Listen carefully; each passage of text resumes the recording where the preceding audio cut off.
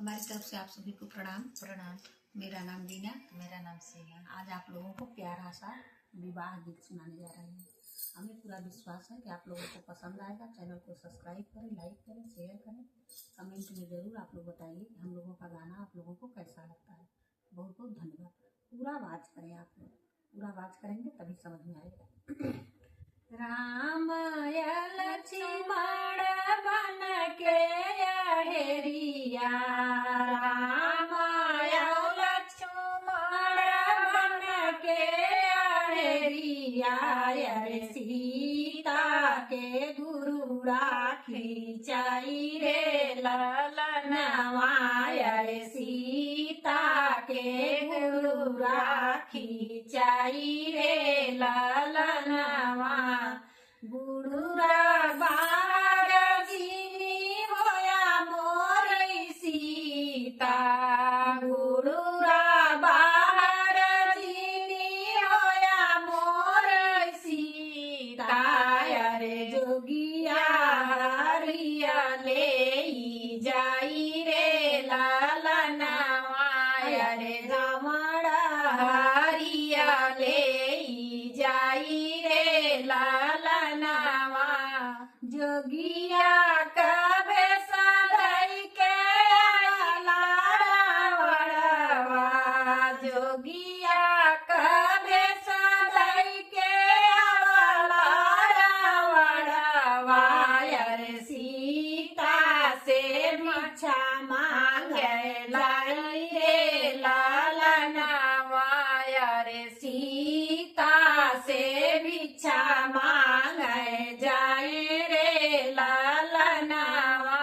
इतना बचन सीता सुनाई ना पवाली, इतना बचन सीता सुनाई ना पवाली, अरे जोगिया के भिक्षा देवै जाए रे ललनवा, रे जोगिया के भिक्षा देवै जाए रे ललनवा। तर कैनी मोतिया ऊपर कैला चाउर, तर कैनी मोतिया ऊपर तिला चाउर, रे जोगिया के भिक्षा देवै जाए रे ललनवा, रे जोगिया के भिक्षा देवै जाए रे ललनवा। इतना देखत रावण एक बाती बोला, इतना देखत रावण एक बाती बोला, अरे बांधल भिक्षा नाही ले बरे ललनवा, रे बांधल भिक्षा नाही ले बरे ललनवा।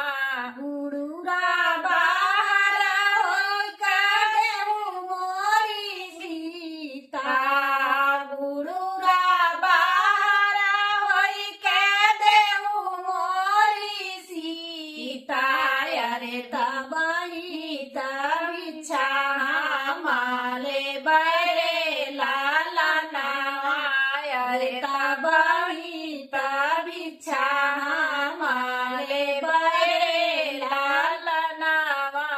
एक गोड़ा बाहर एक गोड़ा भीतर, एक गोड़ा बाहर एक गोड़ा भीतर, रे रावणा हल शिवाई ठाई रे ललनवा, रे रावण